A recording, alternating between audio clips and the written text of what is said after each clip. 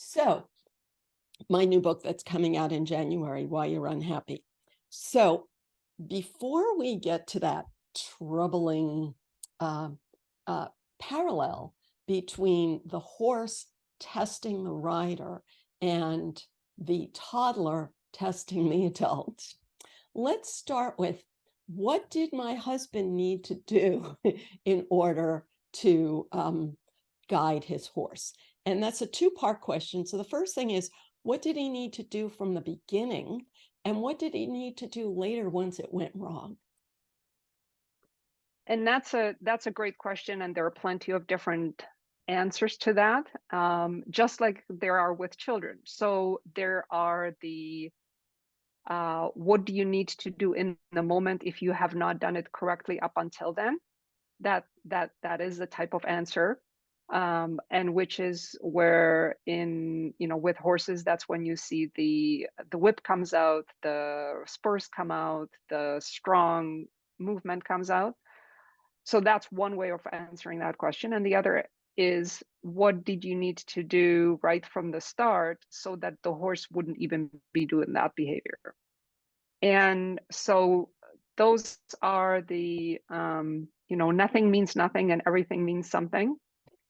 And so when you first approach a horse, there will be things that the horse will do to test that as an accomplished horsewoman or horseman, you will notice and you will know how to deal with that. As someone who isn't used to being around horses, you don't even notice that that is happening. So the horse may push into your space. That means that the horse may bump into you with their nose. The horse may bump into you with their shoulder. When you ask the horse to move with just the lead rope on the halter, the horse may say, "No, I'm not going." And so, basically, the horses are, the horse is playing little games. And so, I would be willing to bet that if you took a video of how your horse how that horse was interacting with your husband before they ever went on the trail, that there would have been small signals like that you would have been able to pick up. And with horses, the game essentially is who moves whose feet. So that's how they establish their dominance, so, or their pecking order. So, for example, if you're watching horses around mealtime together, the horse that gives a funny look to to a horse and the other horse moves away, then the one who moved the other horse away from the feed gets to eat first, and that's how the pecking order, that's how you can tell. Um, a dominant horse is allowed to push into someone else's space and they get away with it. If you have a dynamic between two horses that are trying to establish their dominance, if you say, here you have horse A and here you have horse B, if the horse A pushes into horse B and horse B leaves, horse A is has higher ranking. If the same situation happens, horse A pushes into horse B and horse B pushes back, then what happens? And Then B it's becomes the always dominant. it's always the one who leaves the pressure that Yes, loses yes, the exactly. game. And And lowers. so, right. And so that's what I am sure that you would have seen with your husband if you were able to take a video of that interaction. And this continual testing is a natural mammalian behavior. Absolutely. And that's what Absolutely. I think is so significant, because with children, it's sort of become politically incorrect to acknowledge that the child is testing, that you're supposed to think the Yes. child is motivated by pure love and altruism, and a horse is motivated by pure love and altruism, and that leads to bad outcomes. Yeah, and I think that, the same goes for children, but it's more obvious with horses. The great horseman will tell you, in order to have a good outcome with a horse, you need two things. You need trust and you need respect, and you need both.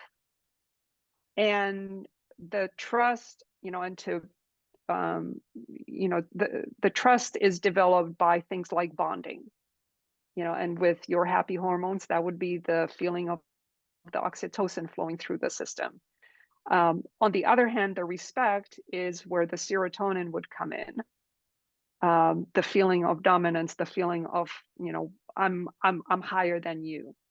And so When you say so trust and that's how that. respect, can I just ask, Mhm. when you say trust and respect, you mean that in both directions? Like the rider Absolutely. trusts and expects and respects the horse, and the horse trusts and respects the rider. Yes. Now, from a leadership perspective, you would say it's necessary for the horse to trust and respect the rider in order for the rider to be accepted as a leader, Mm. if that makes sense. For the relationship to work both ways, yes, you need to have the trust and the respect going both ways. Um, but if you're putting yourself in the position as the grandma teaching the toddler or the rider giving the direction to the horse, then it would be being cognizant of, does the horse feel trust towards me? Does the horse feel respect towards me? Yes. And you can have an unsafe situation, again, similarly as to a toddler, you can have an unsafe situation if either the trust is missing or the respect is missing. So if you have only respect but not trust, that would be fear-based. So that would be, you asked me the question about what could your husband have done when the horse wasn't listening to go anywhere. By the time that it got to that point, without the prior signals being seen, and you are actually on the trail and you actually do need to go somewhere. Yes, you can do some psychology tricks that are a little bit more advanced, but ultimately what most people will do is kick really hard, use the whip, or have another horse, lead the way. And so those become a little bit more forceful tactics. And certainly, if you whack the whip or if you use the spurs really hard, that can become fear-based. Yeah. It's kind of based on, yes, I respect your authority, but I don't really like you. Yeah. But then there's the other way where if the rider is trying too hard to gain the horse's trust by pleasing it, like I want to be nice to it. And maybe the horse is hungry. Oh, maybe they're still hungry. I don't want to hurt their feelings. I don't want to make them feel bad. And one can think of the parenting aspect of that. And also a school teacher, walks in the room and children test it. And maybe if the teacher is so intent on pleasing the children and they realize that they don't have to respect the adult, and the horse realizes that it doesn't have to respect the rider. Now, the funny thing is, when my husband and I were in this situation, the group was moving along the trail, and there's my husband saying, I tried everything. And like he's pulling on the reins, but like he's not, he would never hit a horse, And he's like, what are you all doing that's different from what I'm doing? So it was funny. And funny enough, actually, it's the way that you move your hands when you said that, I've tried everything. Do you see how there's pull and then there's release? There's pull and then there is release. So with a horse, the release is the reward. The pull, so in other words, in order to actually be able to make the desired movement, you have to take the reins and hold until Consistently. there is a Mhm. release. Very good. Versus if you go push and pull, then the horse is basically saying, I don't have to listen to you because you keep releasing for me. Yeah, that's perfect. Yeah, I get it. So that is a simple thing a person can do, even in the midst of being stuck in the woods. Yes. And that also applies to a toddler in the same way as well.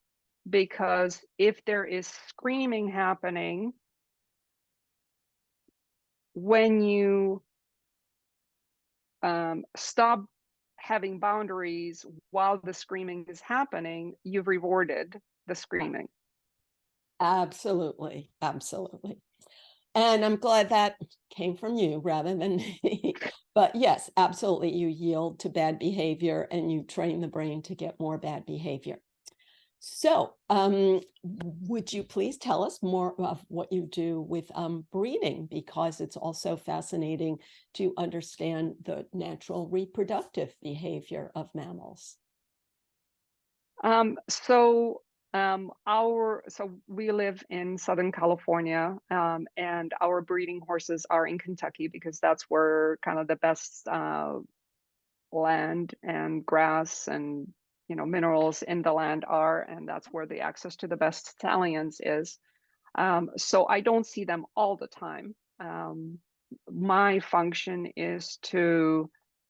um, is more, if you say, administrative, and in planning the breedings. So my function is to look at the pedigrees, to look at the conformation, to look at, I try to, as much as I can, I try to understand the personalities and the behaviors of what I know. A lot of the times with the stallions that we go to breed to, we don't have nearly enough information, so there's a lot of guesswork involved.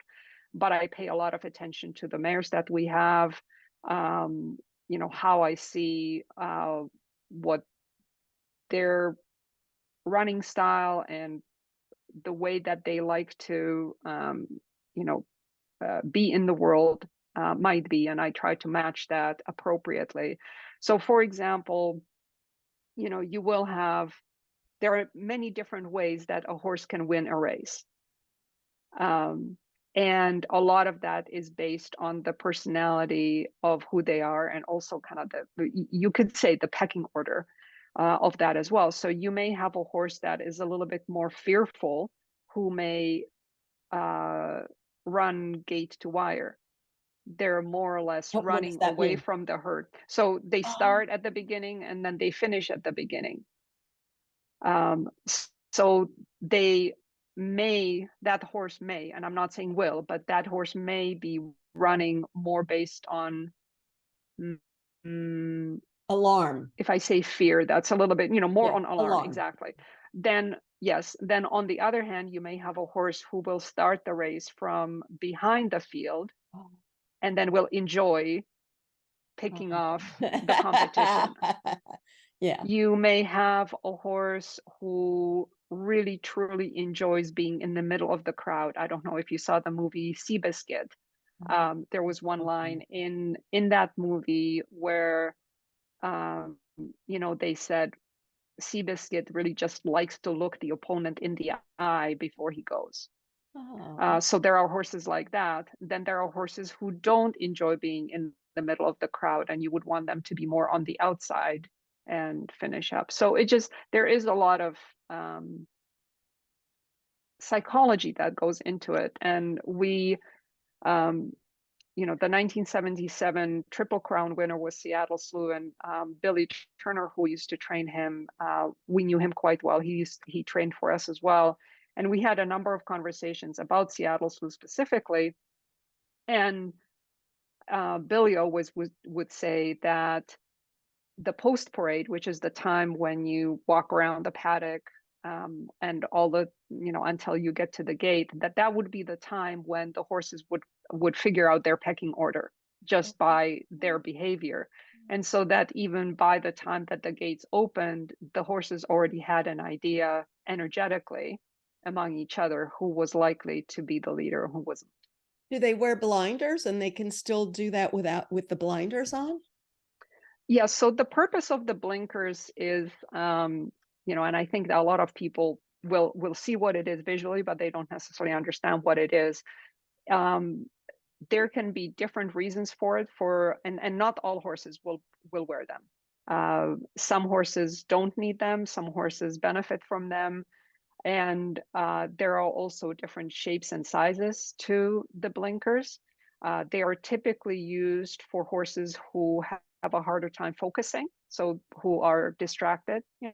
So I mean that would be the same for a person. If you put the blinders on, then you Yeah. can't get as easily distracted. For some horses, it helps with them not seeing shadows. Mm. Okay. For so there are some horses may have a tendency to move a little bit too far out to the right or too far to Mm. the left. Some Okay. horses may have a tendency, the more dominant horses may have a tendency to want to push into other horses. So there are different reasons for Okay. why the blinkers may be used. So when you talk about the different personality types, it's fascinating to know that humans have bred animals for centuries and centuries. And long before genetics was understood, people observed different patterns in animals and went out of their way to then choose a breeding pair. Now, it's fascinating to know that this was a major hobby for Charles Darwin. He lived in some little English village where a common hobby among the men in the village was breeding animals and dogs even and creating new breeds of dogs and earning money through this, and cows, chickens. This was like an important source of revenue for farmers in a farming community. And so in a nonverbal way, like Charles Darwin understood genetics before genes, were discovered. So I think it's fascinating.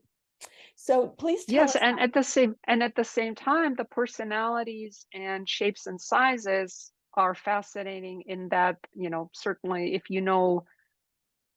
humans where same mom, same dad, 8 different Yeah, yeah, children or yeah, 12 yeah. different children, Yes, not everybody is nearly the same. Um, absolutely. Yeah, yeah. yeah, because different early experiences.